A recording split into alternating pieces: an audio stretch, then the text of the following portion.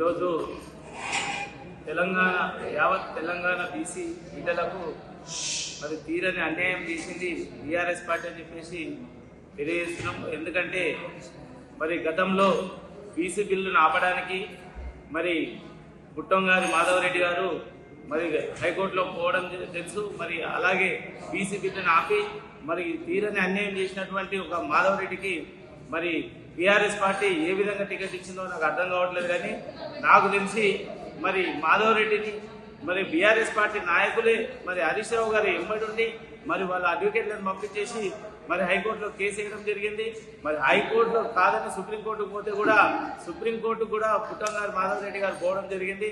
మరి బీసీలకు జరగాల్సిన న్యాయాన్ని మరి బీసీలకు దక్కాల్సిన హక్కులని మరి కాలరాసినటువంటి మాధవరెడ్డిని మరి ఈరోజు బీఆర్ఎస్ పార్టీ మరి సపోర్ట్ చేసి టికెట్ ఇచ్చిందంటే దీన్ని మొత్తం బీసీలకు అన్యాయం చేయడానికి మరి బీఆర్ఎస్ పార్టీ బీసీలకు వ్యతిరేకం. కాబట్టి మీరందరూ కూడా తెలంగాణలో ఉన్న బీసీ బిడ్డలందరూ కూడా మరి బీసీల సత్యంతో మరి వాళ్ళకి తెలియాలా. మరి ప్రతి గ్రామంలో కూడా బీసీలు ఎవరైతే బీసీలు ఉన్నారో బీసీలందరూ కూడా ఈ యొక్క మున్సిపల్ ఎలక్షన్లో మరి గట్టిగా బుద్ధి చెప్పాలని చెప్పేసి తెలియజేస్తూ, అలాగే కాంగ్రెస్ ప్రభుత్వం కూడా మరి వాళ్ళు కూడా మరి 56% ఇస్తాన బీసీలకు మరి వాళ్ళు కూడా మరి అరకొరగా ఇచ్చి మరి కట్టుతో చర్య చేస్తున్నారు.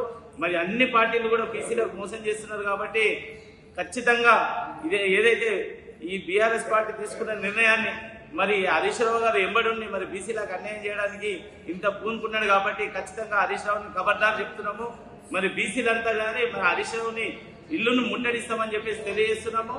మరి బీసీలేమో ఊరికే లేరు.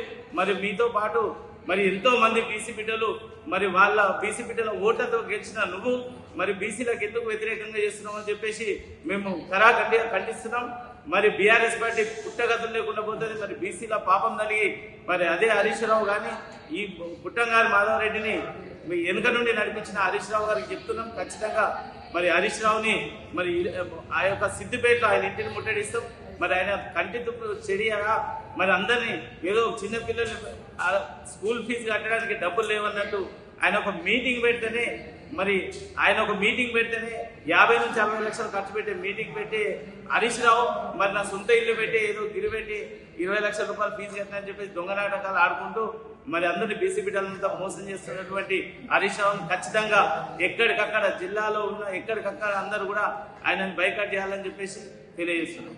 జై తెలంగాణ, జై జాగృతి.